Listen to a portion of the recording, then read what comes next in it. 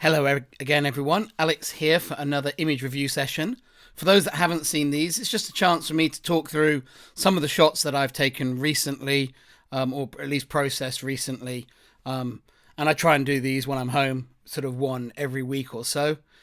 This installment are pictures taken in Grand Cayman in August, and I've got a couple of these installments coming up over the next week. So I'll have quite a few pictures to show you, although I still have a lot more pictures to process from this trip, as always. I do these sessions really because often during the workshop trips, I'm so busy running the workshops that I'm not really able to, I rarely have time to sort of show any of my pictures. Occasionally I'll just open my Lightroom up and show people what I've been shooting. But I know people, particularly who've been on the workshops, really enjoy seeing these pictures, so that's why I sort of do these sessions, and it's a nice chance for me to talk through what I've been shooting recently. So let's kick off. If you watch this full screen, particularly on a laptop or a decent sized tablet, you should be able to read the camera settings on the side. The pictures in Grand Cayman I was shooting mainly with the Nikon Z8, and I've recently recorded a talk about that camera, so you can see some of the images in there and hear my thoughts on the camera. But I was also shooting with the Sony A1, and this installment has got mainly pictures from the Sony A1 in, and I think the next installment is likely to have more of the Z8 pictures again. So you'll have a chance to hear some thoughts on those. Right, so let's get going. I'll often zoom the pictures in while we're watching, so you can see them in a bit more detail. So first up is some Blackwater pictures. There's three of them here. This first one is often called a sea butterfly. It's a type of pteropod. I think it's a pteropod. Anyway, yeah, it's a pelagic mollusk, which is a pteropod. Nice, pretty Blackwater animal. I did these Blackwater photos out diving with Don Foster's Diving, who have really pioneered Blackwater diving in Grand Cayman. And if you're interested in doing Blackwater, I found it really unusual because it was the first time I've done Blackwater outside of Asia. And it was kind of quite strange to do Blackwater in such good visibility. I think I got used to doing Blackwater always in relatively limited visibility, where you really feel that you're in a thick soup. And doing it in open water, you really could wander a long way away from the downline. Blackwater in Cayman is also really nice because you have very deep water close to shore and very typically sheltered conditions on that shore year round. So it makes it very easy to do Blackwater photography when you're in Cayman, which is really nice. These are some shots from the Blackwater. So juvenile flounder, and this one is a mollusk villager. I know that a lot of Blackwater people call them villigers, but I've never met a marine biologist who calls a villager larva a villiger. So the mollusk villager, it's a larval stage that mollusks go through. You can see on this one, you can actually see, you can see where the snail is going to become because it's quite a late stage one. It's got the foot, it's got the shell, it's got its eyes and antenna. It looks very much like a garden snail, really, but just with these great long protrudences coming off around the face there. Right, so those are some Blackwater shots from the first day. I've still got quite a few more to process. I have to say, I think during our trip, they weren't banging Blackwater dives. They were good, solid dives. But some of the local divers who were on the boat, they were saying, "Oh yeah, it's a bit quiet at the moment," and it's just kind of anywhere whenever you do Blackwater, you sort of get busy times and quiet times with the critters, and it was just a little quiet on the two dives I did. This is from one of the dives. Right, on to some reef diving. This is a photo, this is a Z8 photo shot, I'll just zoom in so you can see the little guy, of a spiny head blenny sticking out of a coral rock, and the coral rock is encrusted with a brown boring sponge and those sponge zoanthids. I like shooting these scenes. I actually shot this across as well, and I actually prefer the across picture. I just processed this one to see how the Z8 and the 105 was performing in the corners. And I would say generally pretty good. You can see this chromatic aberration, and that's really an underwater effect as much as anything from the flat port. But generally I thought that the image quality from the Z8, in terms of sharpness in particular, was very, very good. And I was kind of curious to see how it would compare to similar shots that I'd shot with a a D850 and a 105. So I processed that one out because I knew it would be a picture that would show me the corner sharpness. This is an A1 shot, shot with a Nikon 8-15mm fisheye, split level at Stingray City with just some stingrays cruising around below the boats. During the workshops, we target going there when the big rain clouds are over Stingray City. It creates a very, very unusual atmosphere that you can only get at certain times of the day in the summer months. And it just because you have sun on the sandbar and they're great big rain clouds behind, and it can create some very not particularly these shots with the boats in, but if you have a natural history shot of just a ray and these clouds, it looks amazing. And you can get these great cloud formations in the summer. This is shot on the same day but with a different lens. This is with the Z8 and the 14-30mm, but shot in the same day but in a different direction. So you can choose to shoot fluffy white clouds, or you can spin around and shoot the storm clouds that gather in the Cayman Islands at that time of year. Right, another Z8 shot. This one here shot with a 105 and SMC. I opened the aperture up to f11 here to blur the surroundings. It's very high magnification, so f11 gives very narrow depth of field at this sort of magnification around this rough-head blenny. He just had really nice pink eyes, and I like the colours of the reef around him. And I initially shot it more closed down, and when I saw the colours around him but they were distracting, I just opened the aperture right up to f11 and made this picture here. And this one here is shot with the Sony A1. I actually went in to shoot macro and super macro with the Nikon, but it ran out of batteries because it was its third dive of the day.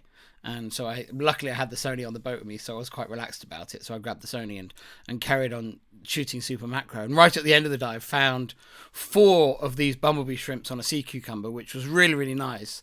But we were out of time, and I grabbed a variety of different shots with them.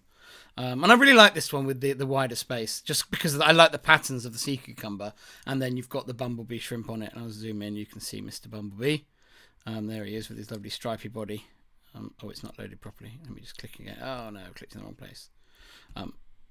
It's running away. But anyway, there he is over there. I can't. If I zoom in, there he stayed sharp this time. Right. On to the next shot. There's quite a few topside shots in this mix. Topside shots for an underwater photographer are very easy to process. My topside photography is nothing remarkable. I sort of just take very sort of standard, perfectly fine shots above water. I don't have quite the inspiration from the subject matter, but I wanted to photograph a few things, and I had a telephoto lens, and we weren't diving every day on this trip because it was a family holiday, so it gave me the chance to do some topside photography. This is a male blue-green Grand Cayman anole, which is it's an endemic type of lizard that you get there. And just because it's endemic, I thought they were useful to have some coverage of. This is a female and a male behind on the trees. This is a blue iguana in the iguana breeding program. That's why he's got those beadlet beads on his head, or her head. That's a marking for it. You can see the lovely blue colour. Blue iguanas are also endemic to Grand Cayman. Being quite an isolated island, it has quite a lot of endemic species on actually, and I think and I just wanted to get some nice shots of them. This is another blue iguana, and this is the same individual again as the previous shot, just shot as a vertical. I just wanted a little bit of vertical and horizontal coverage. I can't imagine these pictures are ever going to be used big anywhere, but they might be quite useful to just illustrate various things I'm doing around Grand Cayman. Some more of the anoles. This is a female here on a I think it was a banana orchid. And it was naturally on there. I can assure you, I don't move my subjects underwater or indeed on land. I know sometimes with amphibian and reptile photography, photographers do move and pose their subjects, but being an underwater photographer, I certainly don't go down that slippery slope. These ones here were on some beautiful plants here, and it was really the plants that drew me in. And then I just started seeing loads and loads of the little lizards on there, and it was really nice. This one's shot with backlighting a little bit from the sun, so you can see its body through the thing. The thing I don't like about this shot is that because it's holding its head up and the angle of the leaf, it looks like the head is sort of disconnected to the body. Whereas and it's just an optical illusion of the way the picture's taken. But yeah, that annoys me slightly about this shot, that the head doesn't line up with the body properly.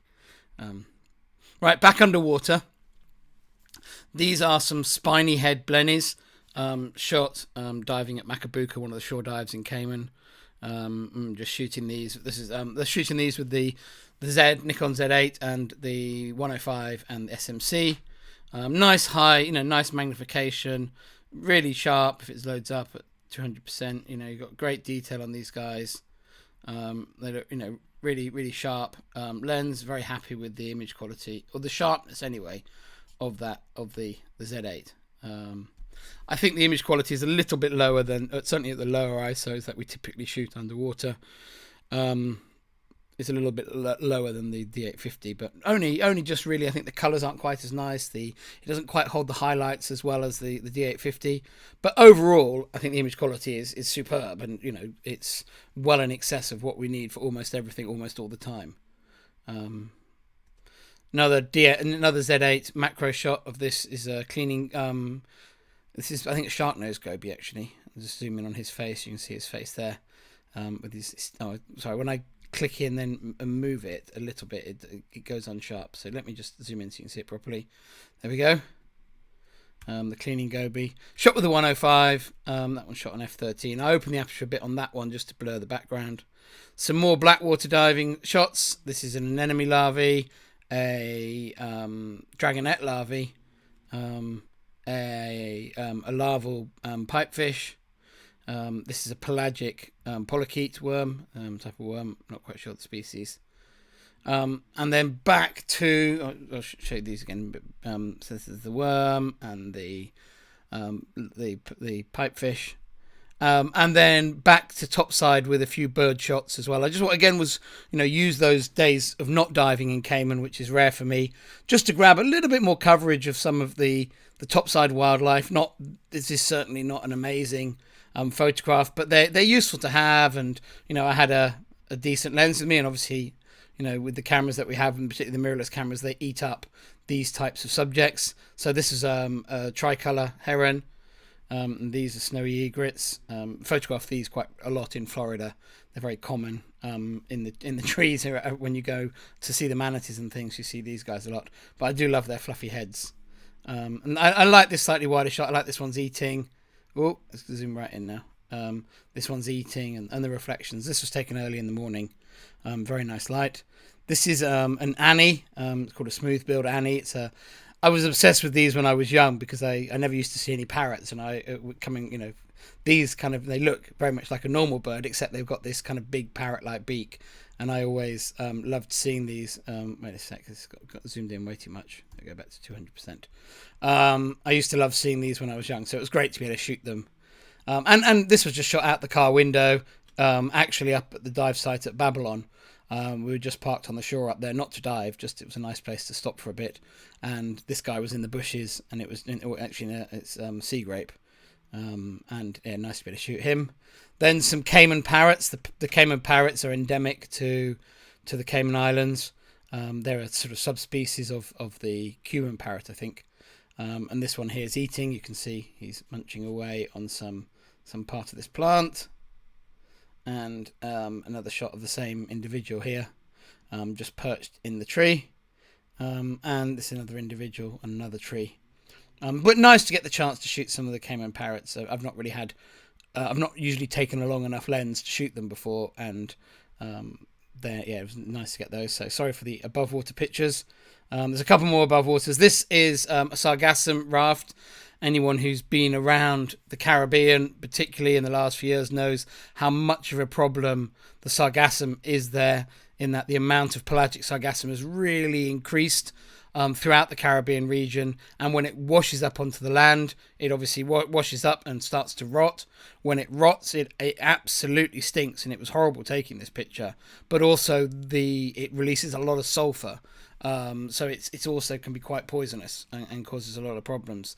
And there's a variety of initiatives trying to deal with this problem, both at source and to deal with the mats when they wash up. So I wanted to get a photo of the Sargassum not looking all pretty at sea where I normally photograph it, but causing problems on the coast. This is from a dive at Sunset House, where they have the statue of Amphitrite the mermaid, and it's a picture of my wife modelling. I managed to persuade her to put her camera down for a second and pose for a couple of pictures in the middle of the dive. This is shot with the Z8, and I shot this one with a fisheye rather than any of the fancy lenses, and that was actually because the aim of this dive was to photograph the mermaid as a photogrammetry model. And I've done that, and my friend Simon Brown has already put it together for me, and it looks great.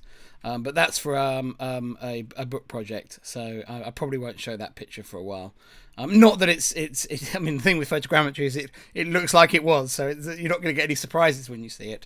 But I'm probably not going to show that picture. But while I was there, it was also a nice chance to do a couple of shots of the mermaid, because I hadn't dived this site for quite a few years now. So it was just nice to get a classic Cayman view. And then just a West Indian grackle to finish with. This one's feeding in the grass. Very common birds throughout the region. And yeah, it was just nice because it had a little bit of behaviour to it. Right, so apologies for the above water pictures. The reason I had a bunch of them is that they're very fast to process. Unlike an underwater picture, you don't get backscatter on land or anything. So you just go export, sharpen, done. So that's why you're seeing them. Anyway, thanks for watching. I'll be back in just a couple of days with some more and wholly underwater pictures from the Cayman Islands. But hopefully you found that a useful bunch of shots and some interesting thoughts about them. Okay, bye.